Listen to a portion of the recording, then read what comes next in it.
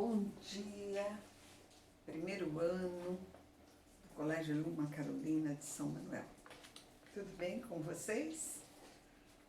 Estou gravando no final de semana, então tá aquela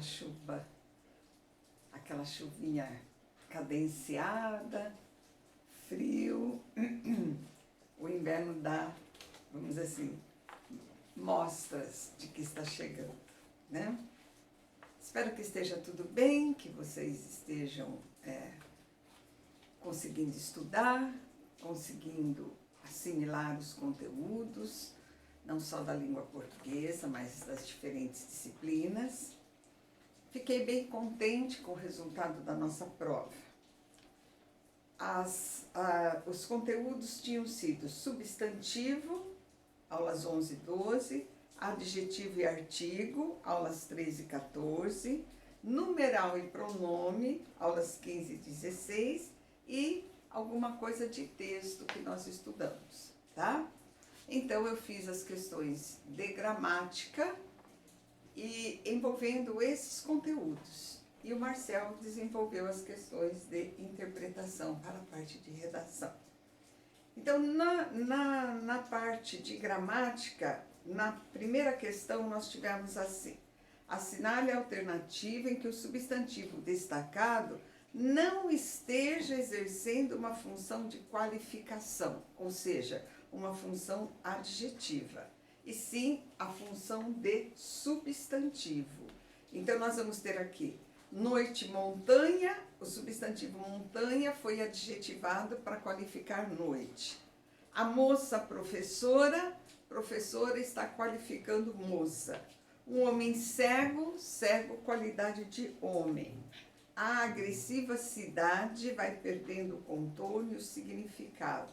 A única que está aí como substantivo é a palavra cidade, que está sendo caracterizada pela palavra agressiva. Portanto, ponto para quem marcou a alternativa B. Segunda questão. Na segunda estrofe do poema Soneto de Separação, de Vinícius de Moraes, há 2 adjetivos. E pedia para vocês identificarem quais são esses 2 adjetivos, ou seja, 2 qualidades. Então, nós vamos ter aqui na segunda estrofe: de repente da calma fez-se o vento, que dos olhos desfez a última chama. Última, caracterizando chama. E da paixão fez-se o pressentimento, e do momento imóvel fez-se o drama. Imóvel, caracterizando o momento. Então, a alternativa C, última e imóvel, seria a resposta certa. Tá? Número 3, sobre pronome. Com base em sua interpretação do Corão, o texto destacado refere-se a... Então, vamos ler o trechinho. Com base em sua interpretação do Corão, o governo da Arábia Saudita restringiu alguns hábitos considerados ocidentalizados da população, principalmente dos mais jovens. A sua de quem? O governo da Arábia Saudita. Então, aqui nós vamos ter um catafórico, né, que se refere a um termo que veio depois. O governo da Arábia Saudita, alternativa B. Número 4. Uma pergunta sobre numerais. Quando a gente é criança, não tem muita noção das coisas. Você vive com seus pais e eles são tudo que você conhece. Você cresce achando que tudo que eles fazem é normal. Ah, isso é que é vida. Acordar às 6 da matina e correr uns bons 20 quilômetros. E agora vou comer uma bacia de farelo de aveia.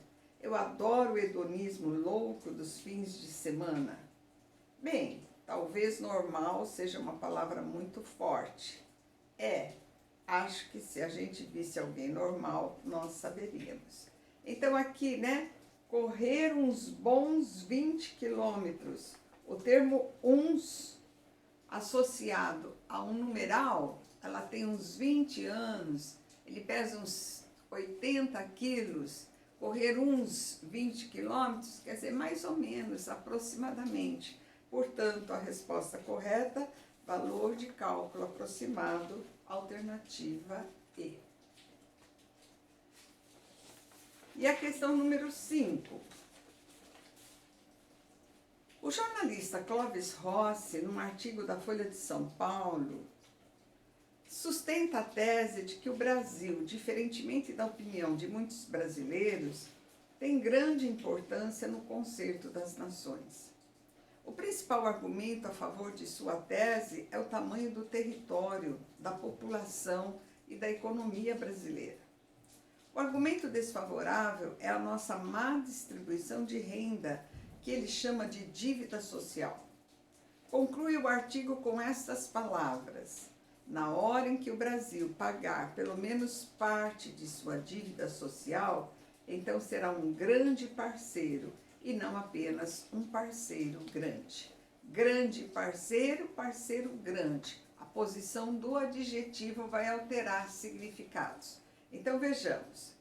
Tomando como base esse trecho final, pode-se afirmar que, número 1, na expressão grande parceiro, o adjetivo indica uma qualidade do substantivo e traduz uma avaliação positiva do articulista sobre o mesmo substantivo.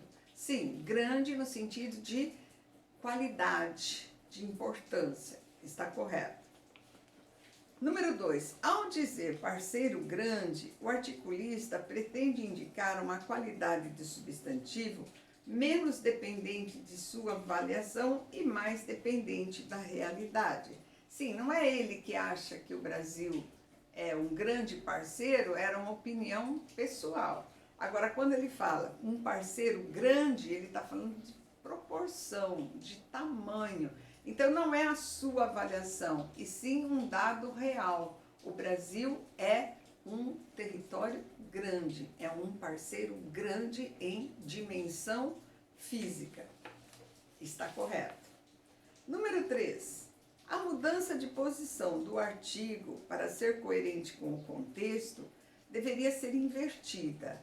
Na hora em que o Brasil pagar pelo menos parte de sua dívida social, então será um parceiro grande e não apenas um grande parceiro. Ele inverteu e alterou o significado. Portanto, o número 3 é incorreto. Apenas 1 e 2 estariam certas, alternativa D. Tá? Então, eu vi que houve várias notas máximas dos alunos que souberam responder. São questões tiradas de vestibular. Eu apenas não coloquei a fonte, para não ter nenhuma possibilidade de vocês irem procurar, né, qual o vestibular e procurarem a resposta. Então, na verdade, eu fiquei bastante feliz com o resultado. Foram pouquíssimos alunos que não saíram bem. E espero que esse resultado corresponda à realidade, que vocês tenham realmente sabido fazer as questões e tenham acertado, assim, com honestidade, indicando que a aprendizagem realmente aconteceu, tá certo? Então, nós vamos hoje para a aula, começando a nova apostila. Nós teríamos 4 aulas sobre figuras de linguagem. E, normalmente, quem desenvolve essas aulas com vocês é o Arena. Então, é um assunto mais de literatura que de gramática.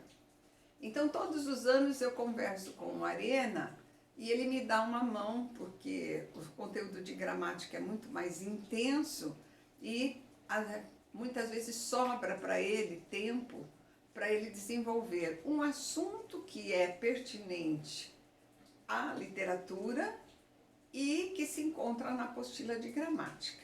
Então, quem vai desenvolver as aulas anteriores, 34, 33, 32, 31, é o Arena que vai desenvolver essas aulas com vocês. Certo, pessoal? Então, elas vão ser dadas por ele e elas vão ser cobradas por ele em termos de avaliação, tá? Então, a aula seguinte, nossa, seria a aula as aulas 35 e 36. E ela vai falar como ler um poema. O poema ele tem um formato diferente, ele é dividido em versos, em estrofes, na grande maioria das vezes. Ele tem um ritmo próprio, ele tem uma cadência, tem muitas vezes a rima entre os versos, né? Na parte final dos versos, ou às vezes mesmo no interior do verso. Então, ele tem um formato que é diferente, mas ele é um texto. Isso daqui é que tem que ficar claro para nós. Ele é, como todo texto, formado por partes que se agregam, que se somam para passar para nós uma mensagem. Então, não se esqueçam, ele não é uma outra fórmula, ele é um texto. Como texto, ele apresenta uma unidade de sentido. Então, tudo que acontece nesse poema vai na construção de um sentido único. Então, nós vamos ter aqui os percursos das palavras, o modo de dizer, as imagens, as figuras, elas vão construir um sentido único. Então, todo poema fala de um tema central. Então, eles são partes que se somam, que se agregam para formar essa unidade de sentido. Nós vamos ter, como acabei de dizer, partes que se ligam, que se unem. Ele é formado de partes que vão se somando para formar uma ideia, para formar um tema. E a maneira de fazer essa ligação é exatamente a coesão. O uso da preposição, o uso da conjunção, o uso dos pronomes. Então, os articuladores do texto. Nós vamos ter palavras, expressões, versos, estrofes que vão se agregando, compondo uma unidade de sentido, e para que aconteça essa articulação, nós vamos ter a coesão do texto. A poesia constrói uma relação de coerência. O que é coerência?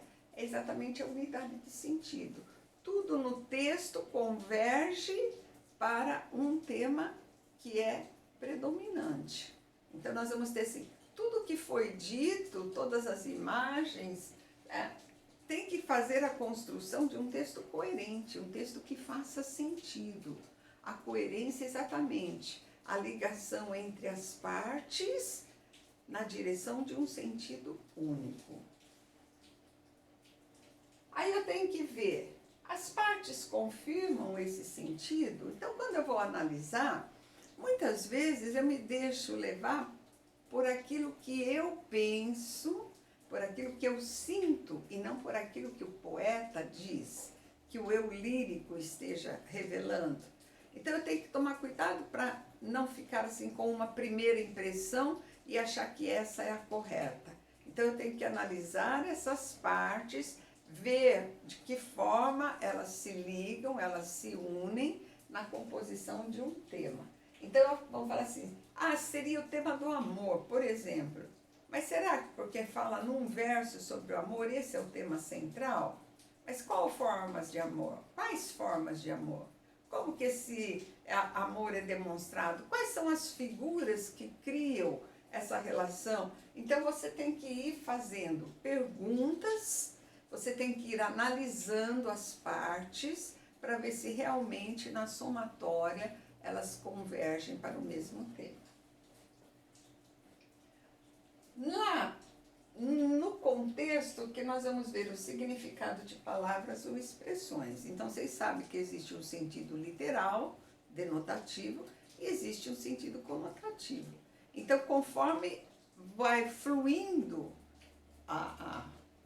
o poema, conforme os versos vão se apresentando, conforme as palavras são escolhidas, nós vamos construindo um significado. Então, para eu definir palavra ou expressões, eu tenho que considerar sempre o contexto, onde elas estão inseridas, em que parte do poema e nessa parte, com relação ao todo, qual o sentido que elas vão adquirir. Então, muitas vezes o vestibular, ele simplesmente grifa uma palavra e dá 5 alternativas para vocês descobrirem o sentido que ela assume naquele poema ou naquele contexto, tá? Quando eu vou fazer uma interpretação de poesia, eu vou definir se ela percorre um percurso figurativo ou um percurso temático. São figuras que nós aprendemos já anteriormente, o texto figurativo e o texto temático. As figuras são elementos concretos que entram na composição daquela imagem, daquele texto. E o texto temático é aquele que vai para o lado da abstração, do pensamento, da reflexão. Então, aquela poesia ela está construída sobre figuras como personagens, como localização no espaço, no tempo, ações, ou ela se constrói em cima de abstrações, de reflexões que vão conduzir a um tema. Então, definir se o tema, vamos dizer assim, ele advém de um percurso figurativo ou de um percurso temático é muito importante. Vai facilitar bastante o nosso trabalho. Às vezes a imagem é construída para construir um tema, geralmente, mas a predominância naquele poema é em cima de abstrações ou é em cima de figuras reais, concretas. Ela vai adquirir um sentido global, que vai ser o resultado da ligação entre as partes. Então, uma parte fala disso, a outra fala disso, a outra fala disso, mas em algum momento elas vão se ligar com um objetivo. O que é o tema? O objetivo que o autor estabeleceu quando escreveu aquele texto. Então, para nós descobrirmos esse objetivo, nós vamos ter que ligar as partes e buscar um sentido que é global. Então, quando eu falo tema do poema, eu estou buscando esse sentido global. E aqui que eu falei, o percurso de sentido figurativo ou temático é explorar elementos concretos, reais, ou elementos abstratos, sentimentos, emoções, reflexões, análises. Nós vamos para o texto temático. Quando eu trabalho elementos, personagens inseridos num lugar, num determinado tempo, fazendo determinadas ações, então a gente tem percurso figurativo. Os dois podem estar inseridos, mas sempre um deles vai predominar. Com relação à interpretação de poemas, as questões que geralmente o vestibular aborda dizem respeito a decifrar o sentido de uma parte. Então, de repente, eles tiram um verso do poema e pedem para vocês identificarem o sentido com relação ao todo, com relação ao tema. Ou eles pegam um elemento figurativo e pedem para vocês chegarem ao tema, por que foi escolhido, né? Por exemplo,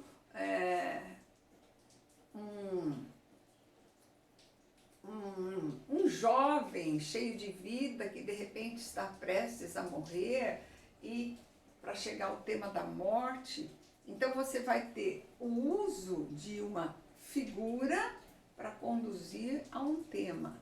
Muitas vezes a pergunta do vestibular vai estar direcionada para isso. Por que esse lugar? Por que esse personagem? Por que essa situação? Para conduzir ao tema da poesia. A poesia usa os recursos de linguagem, que são exatamente as figuras que vocês vão estudar com o Arena. Metáfora, comparação, metonímia, personificação, prosopopeia, eufemismo, assíndito, polissíndito, nos diferentes níveis, seja fonético, seja morfológico, seja semântico, vocês vão ver as figuras e vão reconhecê-las, principalmente na poesia, que vai explorar um sentido conotativo em grande parte das situações. Dificilmente ela usa o sentido literal. Normalmente ela cria imagens poéticas explorando os recursos de linguagem. Então, às vezes, as questões também são voltadas para isso. Identificação do tema central. Então, é apresentado o poema, vocês vão ler, vocês vão fazer toda essa trajetória que nós falamos aqui, e para chegar a um tema. O tema central e daí vem as alternativas. Ou se for numa segunda fase, para vocês identificarem o tema central e geralmente justificarem por que vocês chegaram a esse resultado, tá? Então, para vocês entenderem, nós vamos fazer a leitura da Canção do Exílio de Gonçalves Dias, que é uma poesia romântica. Não sei se vocês já estudaram romantismo, que explora individualismo, o eu, o nacionalismo, o valor da nação, o culto à natureza, a valorização da natureza, explora aspectos emotivos e idealizam personagens ou lugares para compor o seu texto. Então, eu aconselho que vocês leiam o livro-texto, que traz tudo isso que eu expliquei aqui, em maiores detalhes, outros exemplos, e que traz essa poesia aqui como modelo para nós explorarmos, tá? Então, no livro-texto, ela se encontra na página 57, o livro-texto número 2, se encontra na página 57. Eu não sei como é que vocês estão aí com relação à apostila, se vocês já receberam ou não. Pelo sim, pelo não, eu mando uma foto aqui junto com a lousa, uma foto dessa poesia para vocês poderem acompanhar agora essa análise que nós vamos fazer, tá? Canção do Exílio. Minha terra tem palmeiras onde canta o sabiá. As aves que aqui gorjeiam, não gorjeiam como lá. Nosso céu tem mais estrelas, nossas várzeas têm mais flores, nossos bosques têm mais vida, nossa vida mais amores. Em cismar, sozinho à noite, mais prazer encontro eu lá. Minha terra tem palmeiras, onde canta o sabiá. Minha terra tem primores, que tais não encontro eu cá.